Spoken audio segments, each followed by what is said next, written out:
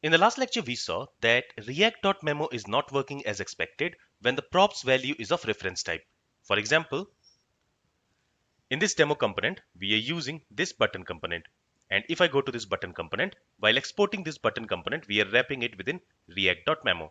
So if the props value inside this button component does not change, this button component should not be reevaluated whenever the state in this demo component will change.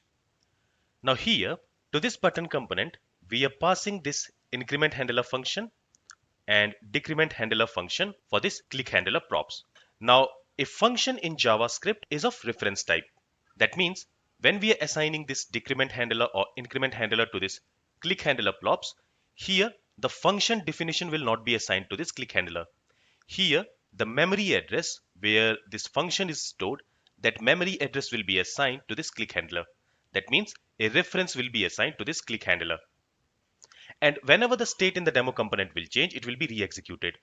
And when this component function will be re-executed, with that, this increment handler and this decrement handler function will also get recreated. And when it is recreated, the reference might change. And when the reference will change, the click handler value will also change. And with that, even though we are exporting this button component using React.memo, this button component will always get re-executed because in the parent component, whenever the state will change, this function and this function will always get recreated. Their reference will always change. So in case of reference type, this React.memo is not going to work as expected. However, we can make this React.memo work for reference type also.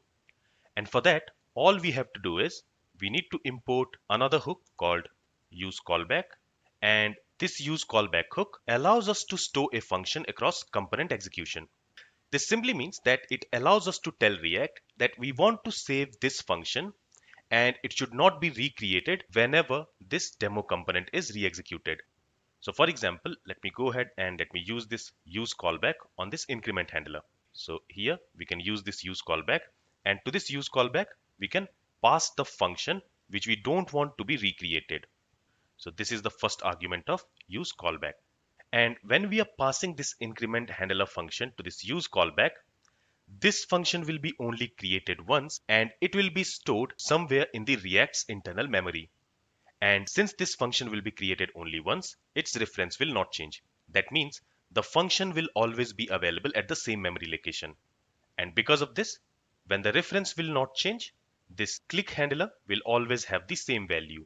It will have the same reference. And when it will have the same reference, in that case, this React.memo will work as expected. Let's see that. But before that, here to this use callback, we are passing this function. Now let me cut this name from here, and here let's go ahead and let's create that function. Now this use callback also takes a second argument, and that second argument is an array of dependencies. So just like in use effect, we specify an array of dependencies. In the same way, for this use callback also, we need to specify an array of dependencies. And inside this array, we can specify all those dependencies which we are using inside this function. So currently inside this function, we are only using this set count. So if we want, we can go ahead and we can specify this set count. But since its definition is not going to change, we can also omit this as dependency. With this, let's save the changes. Let's go to the web page. Let's reload the page. So initially all the components will be executed. Now when I click on this plus button, the state in this demo component will change. And when the state will change, it will re-execute this demo component function. So when this function will be re-executed, here this function will not get recreated, because here we are telling React not to recreate this function by using this use callback. But this decrement handler function will be recreated. So for this function, the reference will change. Now here, when we are using this button component for the first time, we are passing this decrement handler. And since this decrement handler will be recreated, its reference will change. So here, this button component should be executed. Then here to this span component, we are passing a static value. We are passing this value 10. So this value is never going to change. And since we are exporting this span component also using this React.memo, since the props value here is not changing, this span component will not get re-executed. Okay, so this component also will not get re-executed. Then again, when we are calling this button component, here we are passing increment handler function to this click handler. And here this increment handler function will not get recreated because we are creating this increment handler using useCallback. So here this increment handler function will not get recreated. So here the reference will not change. And that means when we are calling this button component for the second time, in the button component, this props.children value is not changing. It will always remain plus. And this props.click handler is also not going to change. Here we are getting the same reference. And since the props is not changing here, when we are using this button component for the second time, it is not going to reevaluate this button component. So here, when I click on this plus button, demo component should be executed and button component should be executed once. Let's see that. When I click on this plus button, you will see that demo component has been executed and button component has been executed, but it has been executed only once for this call. Now, if we go ahead and if we do the same thing for the decrement handler also, let's see what happens. So again, I will wrap this function within useCallback.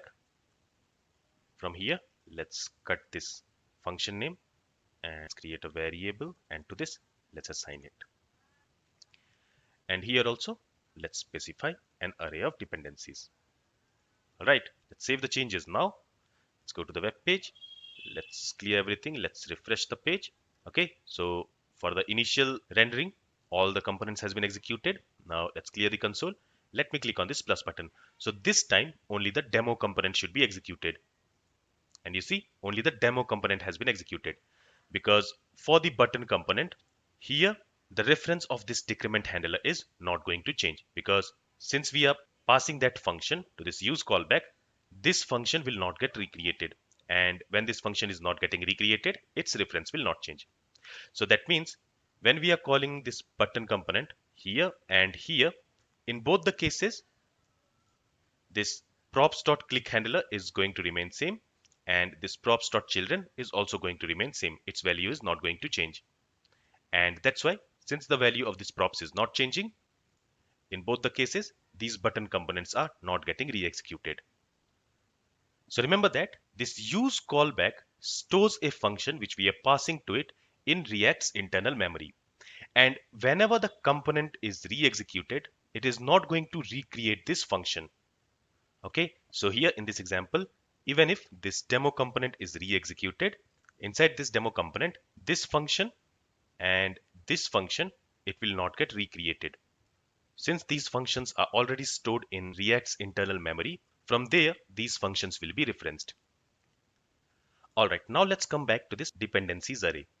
Here you might say, why do I need to pass this dependencies array? Because the function definition is not going to change anyway. So why we have this dependencies array at the first place? Let's understand this with an example. So for that, what I'm going to do is I'm going to create a new state using this useState hook. And I'm going to call this state activate. And let's create the state updating function for this activate state. All right. Now I'm also going to create a button element. So let me copy this from here. And here I will say activate.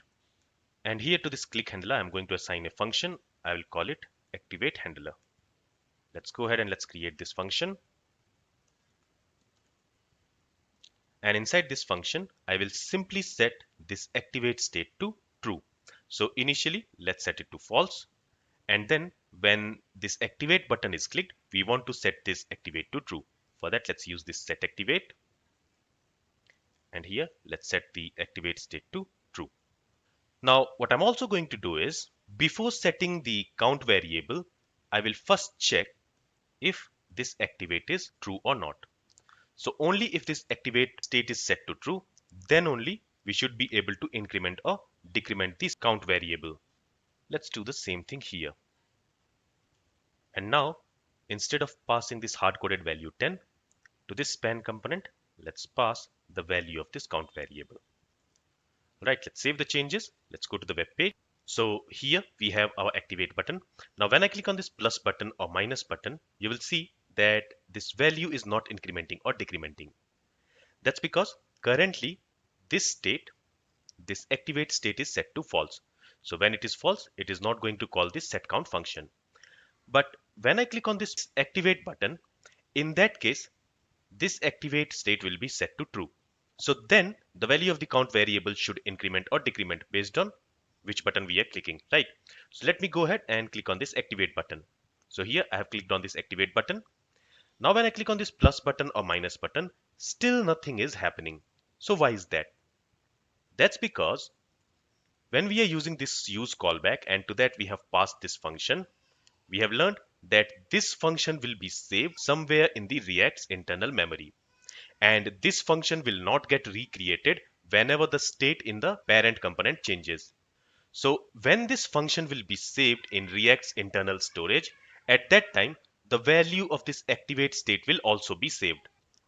So when the first time this function and this function will be saved in React's internal memory, at that time, the value of this activate state is false. So this activate state will be saved with this function, and there the value of this activate state will be false. So even though we have clicked on this activate button, the state in the demo component has changed. This activate value has been set to true. But this function and this function is using that activate variable which is saved with this function. And there the value of that activate is set to false. And that's why in the web page, when we are clicking on this activate button, and after that when we click on this plus button or minus button, this value is neither incrementing nor decrementing. And to solve this problem, all we have to do is we have to pass this activate as a dependency to this use callback. Same thing we have to do here. So now, whenever the value of this activate state will change, in that case, this function will be recreated. But if the value of this activate state is not changing, in that case, that function will not get recreated. So with this, let's save the changes. Let's go to the web page. Let's refresh the page. And when I click on this plus button or minus button, nothing is happening. But now, when I click on this activate button, and now when I click on this plus button, you will see that the value is incrementing. And when I click on this minus button, the value is decrementing.